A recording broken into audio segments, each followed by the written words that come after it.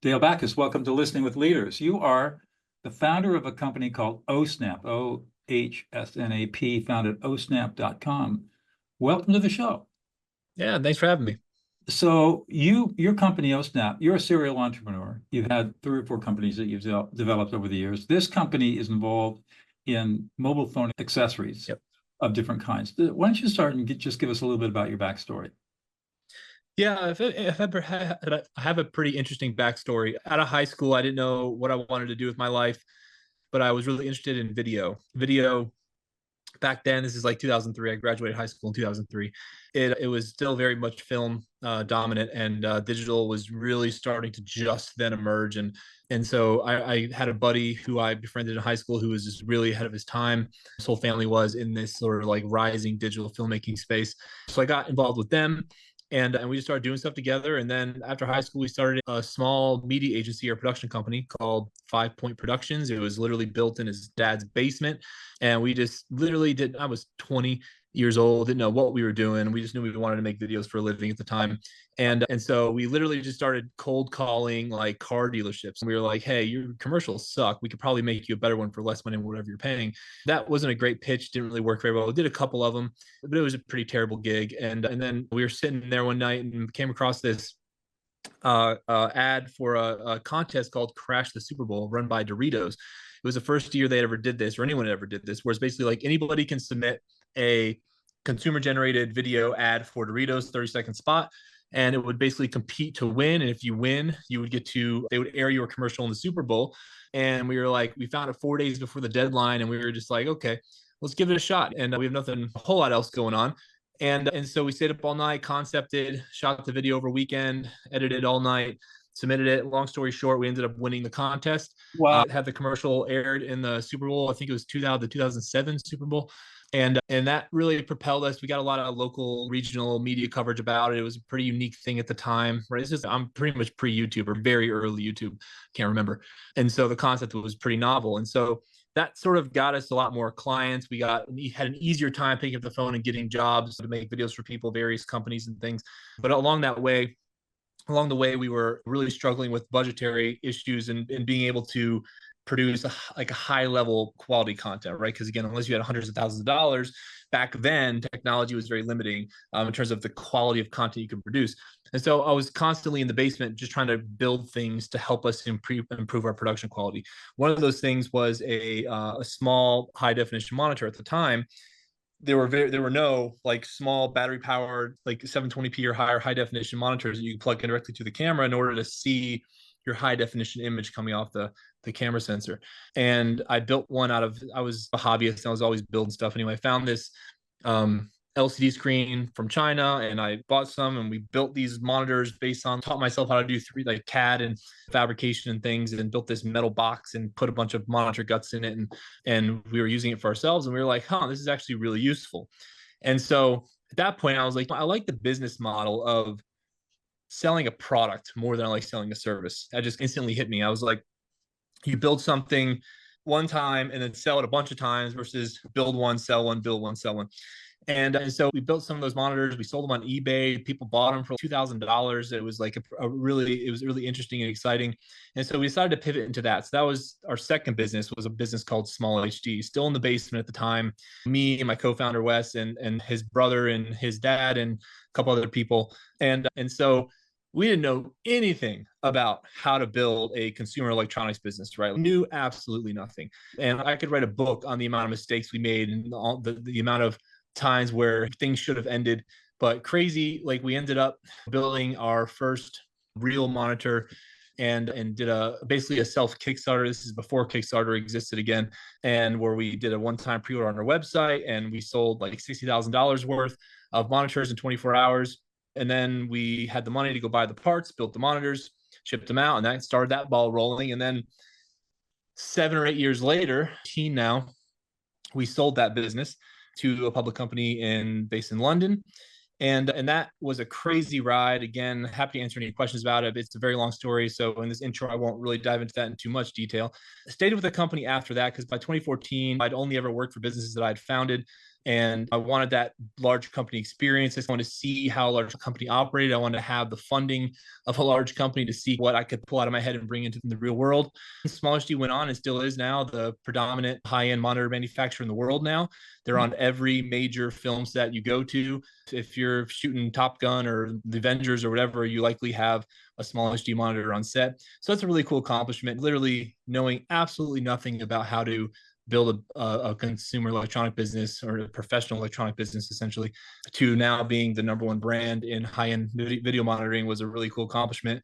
But then I left in 2019. I went to a trade show in like 2017. It was CES, and I was looking for my next thing. I'd been at the company now for 2 or 3 years, and I was starting to see the end of the line. I was like, all right, like, this was cool. I learned what I need to learn, but I want to go do my own thing again. And I saw a phone grip there at the show, and I was like, this is interesting. I get the point of this product. I see the need. Phones have gotten big. They've gotten expensive. They're fragile. We're using them more and more. And I was like, there's got to be a better way to do this thing. And I like the profile of the business because it was small, light, good margin potential, a lot of opportunity for innovation, better mousetrap type of thing. And as like a product guy and inventor, I felt like that was something I could, because when you're starting a business, you need to be able to carry, unless you're funded, you need to be able to carry so much of the burden early on in the business before you can afford to hire people. And I like putting myself in positions where I can be really effective with the thing that will most likely increase the probability of that business succeeding, which in this case is the design of the product. And so 2017 came up with this concept for a phone grip that was a third of the thickness of the leading competitor, and started developing that with a partner I knew in China that I'd worked with at SmallHD. And in 2019, launched a Kickstarter for that product. We did about $700,000 on that Kickstarter. Wow. And I was like, okay, that's a good sign. I think that's enough for me to take the leap of faith. And so I quit my job at SmallHD in December 2019 full time, got a little tiny office over here, and just me and one desk in an empty room. And then I brought in a couple guys that I had known, one guy from SmallHD, another guy who was just a friend, and another guy who was essentially interning for me at SmallHD, super talented guy. And it was basically the four of us. And we started Ohsnap. And 5 years later, which is crazy to say, it doesn't feel like 5 years, we're 20 plus people in a really cool large office, and we're doing a lot of really cool things, and who knows what's going to happen from here, but it's been fun. Wow. Your manufacturing is done over in China? It is. Yep. And so you do all the product design and sales here in the United States. Correct. You got your relationship with your people in China who... Yeah. When you're building consumer products, it's really hard not to build overseas. It's just the unit economics of products, to be competitive, to have the margin model you need to grow and all that. It's just really hard. And ultimately, it is part of my plan / dream to move manufacturing onshore because I think the only way to do it is to employ a fairly heavy amount of automation things, which requires capital investment. But I would love to, just not from the standpoint of really anything other than just having more control, having less lead times, I think it'd be a cool story. There's just a lot of reasons why I'd like to do it, but right now it's really not in the cards. So you've been at this now since what? You graduated from high school in 2003. So you've been out 21 years. What is it that gets you up in the morning, gets you excited to go to work? I ask myself that a lot because, to be quite honest, I have a hard time getting up in the morning. I'm a night person. I do most of my creative stuff at night. I've always been a night person, but honestly, what gets me excited about anything is products. I love solving problems with physical products. And so I'm never more excited than when I have just my brain is latched onto an idea and I'm like, oh my God, that'd be so cool. And so we have a really great prototyping facility here. I'm very proficient in product design and fabrication and prototyping, and I love bringing new useful products into the world. If you would have told me 10 years ago that I would build a phone accessory business, I even remember actively like mocking phone accessory businesses like 10 years ago, just because I was like, who would go and start making phone cases? Like, that just seems like the worst business ever. There's no differentiation. There's a ton of competition. It's a low price product. Like, it's just funny how things work out. But yeah, it fits my personality well, because I would consider myself, I've never been diagnosed, but I consider myself ADHD. It's easy for me to lose focus and get bored of things pretty quickly. So this sort of type of product pipeline here is they're pretty short development cycles, right? So I get to do something and get really into it and then pump it out and then go to the next thing every 4 to 6 months, versus the SmallHD, the development cycles are like 2-3 years long sometimes.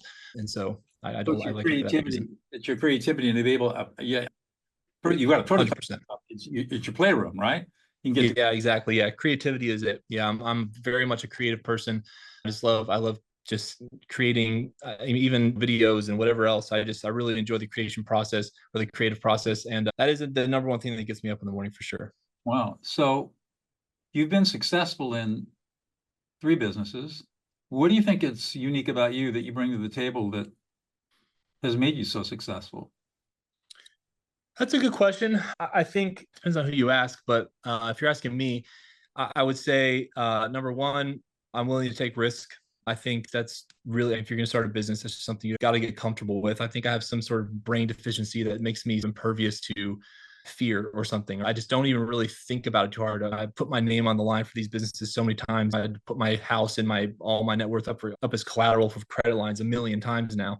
And people always around me are like, man, you're crazy. And I'm just like, I believe that we'll figure it out. Whatever it is, we'll figure it out. And that would be number two. I think number two is it's optimism. I think entrepreneurs tend to be optimistic people. I think you have to be, because it's really freaking hard to start and run a successful business. I don't think people understand how hard it is. It's just always something, and relentless optimism. And I would also pair that with grit, just the willingness to push through, get to the next stage, problem solve. All those types of things are really important. I think the third thing, and probably the third most important thing, would be I have an ability to get to attract people, like to talented people. And I love working with really smart people who are smarter than me.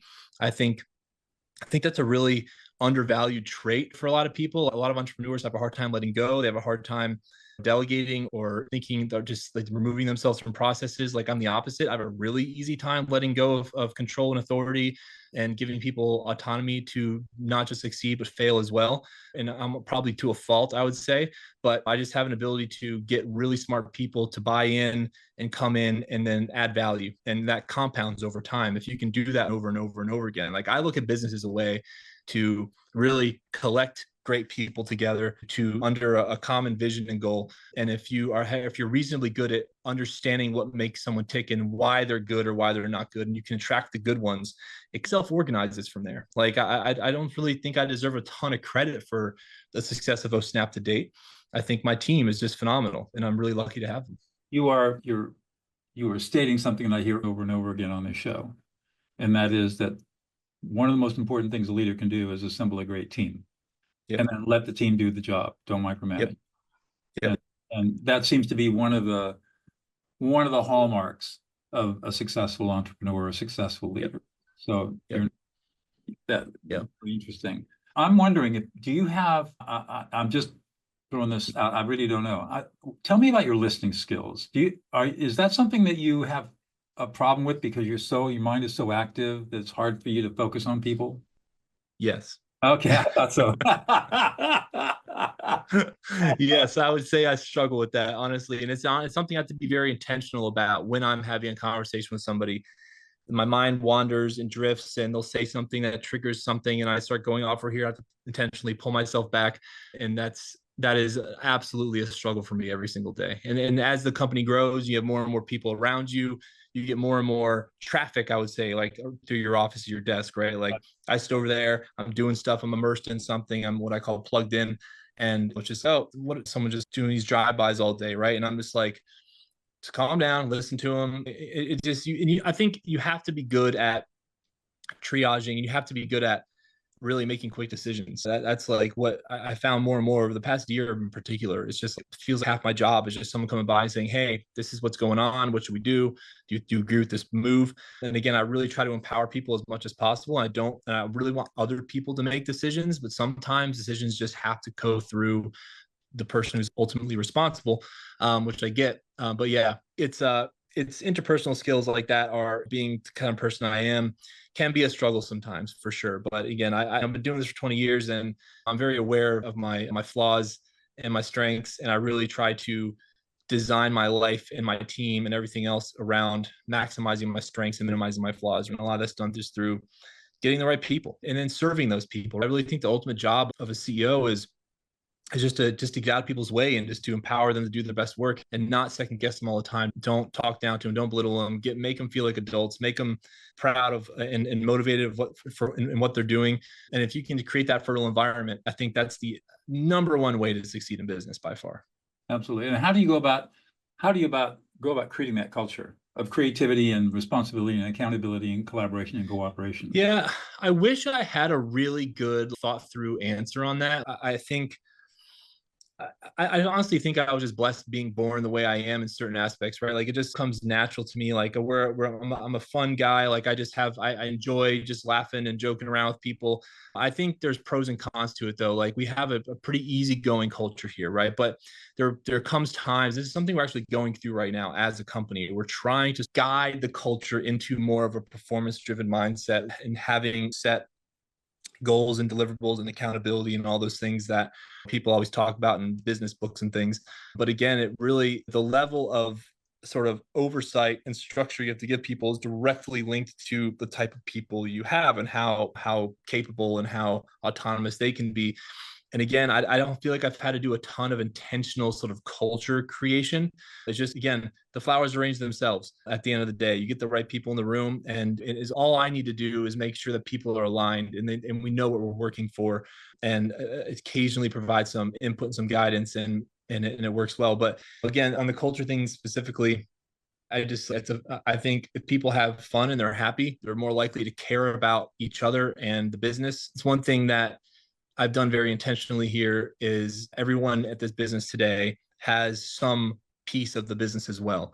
And cultivating that owner's mindset in everybody, I think, is something people talk about a lot, but it's hard to do. I think Gary Vee said once, he was pining about someone talking to him about, like, why don't my employees care as much as me? And he's like, why should they care as much as you? That's a ridiculous notion. Of course, you're not going to care as much as you. If the business blows up and sells, they literally get nothing from that. So why? So where's the motivation? And so I rung a bell with me, and I made sure this business to give everyone a piece of the pie, because I think ultimately, if people care, if people wake up and actually care, and honestly, people here sometimes care a little too much. It's funny even today, like we're working on this product, and we're trying to make all these decisions about design and colors and things. And so we're in Slack, and I just posted this poll with these pictures, different variations of products. And it turns into these like heated debates because everyone just really cares. And it's fun. It's something as trivial as a phone accessory. It's stimulating and it's fun. And I think people get satisfaction out of seeing something, their work in the hands of real people. And that's another reason why I like this business. It's something that can literally touch everybody ultimately if we do our jobs well enough. And there's nothing more thrilling, and this is something that really drives me as well, back to why I wake up in the morning. This started happening at Small HD, where we're really early on. We're just like this rinky-dink monitor company no one's ever heard of. And then all of a sudden you see your monitor pop up in a behind the scenes shot of some TV show or some movie or something. Or you see a famous actor on the screen of your monitor and you're like, oh my God, it's like the best feeling in the world. You start to see it more and more. And so that's like something here we have an even greater opportunity to do, because it's a product that literally applies to everybody. So I think that really drives me and a lot of other people as well. Are you going to hang with this company, or are you going to get tired of it and go do something else? It's hard to predict, honestly, but the plan right now is to stick with it and grow it is as much as it makes sense. And I think people ask me what the exit plan is and all that kind of stuff. And ultimately, the goal is to sell the business. I'm not going to do this for the rest of my life, but on what timetable, I don't know. And I just don't think I feel like we're just getting started. I think it's another common misconception in business is people think it's going to happen overnight, right? Pick a business that you enjoy, because it's more than likely going to take 10 years to really get where you think you want to go. And when you start, you're like, oh, it might take 2 or 3 years, but 5 years in and we're just getting started. There's still so much to do. And I'm not bored yet. And you got a lot more product ideas bubbling up here, or things you can do, problems you can solve. And 100%. Yeah. I have a ton of ideas, and you're constantly trying to balance. Like I have these like little kind of company guidelines or mission statement type things that I wrote when we started the company. And I was just talking to him today, actually, with somebody. And it's so easy, especially in this space, to fall into the trap of we could go make cases and batteries and power bricks and cables. And there's like all this like trinkety stuff we could go make. Can be very easy to make. But what we're trying to build here is a brand. And if you're starting a business in a commoditized industry like this is, right, where you can go on Amazon and buy a litany of cases for $10, right? How do you convince people to pay more than that, or for any other phone accessory, right? And that's where the brand comes in, right? So making sure that our brand vision is aligned with what we do every day, making products that you can tell we put a lot of care and time into, that really enhance people's lives, that are designed well, good materials, all that kind of stuff. But the brand piece is how does the brand make people feel? Like, how do we communicate to our customers outwardly? What do they see when they touch? What all the touch points look like is something that I think really sets us apart in this space. Like when you look at across the landscape of our competitors, most people are just hawking Chinese junk, and that's fine if that's what you want to do. But for us, we're really trying to build something more meaningful. We make these great videos and ad campaigns that has really given us a lot of notoriety in the industry, and so we're really like a significant player now in the space. And I think the brand piece is something that I just think is incredibly important in any business, but particularly a consumer-facing business like ours. And it's something that having like my media background and everything, I always knew was important. And I just think there's so many good examples where take a company like Dr. Squatch, right? Like you may or may not have heard of them, but they're a soap, a D2C soap company for men, right? Just bars of soap. And if I walked into a pitch meeting and I said, hey, I want to start a D2C men's soap company, right? I need $5 million. They'd be like, get out of here. But that's a 150+ million dollar brand now selling men's soap. Why? Because of the brand. They went to a massively commoditized industry. They understand who their customer was. They built the brand around it. They had great execution. And I feel like there's a similar opportunity for us here because the accessory brand is very watered, or accessory industry is very watered down. There's very little brand recognition. There's very little fun brands anyone really cares about. If you walked into a mall and asked people what case they have on their phone, 80% of them wouldn't even know. And so that's where I think there's a huge opportunity.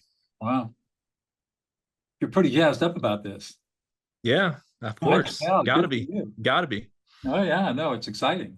One more question, Dale, and I'll let you go. What's one thing about yourself that we wouldn't know about unless you revealed it to us? One question that you wouldn't know about. I want to give you something useful because I was going to say I'm a huge Buffalo Bills fan. I really like disc golf. I would honestly say that I'm a terrible communicator. I don't know if that, considering the audience here, and it's something that again I've had to supplement for in my life and my business to just because again I talk about alignment and all this kind of stuff, but if you can't communicate things well, there's a paradox, and I just feel like I've found people around me to fill in those voids and create these communication pathways that has mostly worked. And I don't know if that's what you're looking for. I think, I don't know if you're looking for something just like fun or serious, but there's a few different things there. Good enough. Thank you so much for joining us today. It's been a great conversation. Yeah. Thanks, man. Good talking to you, Doug. Okay.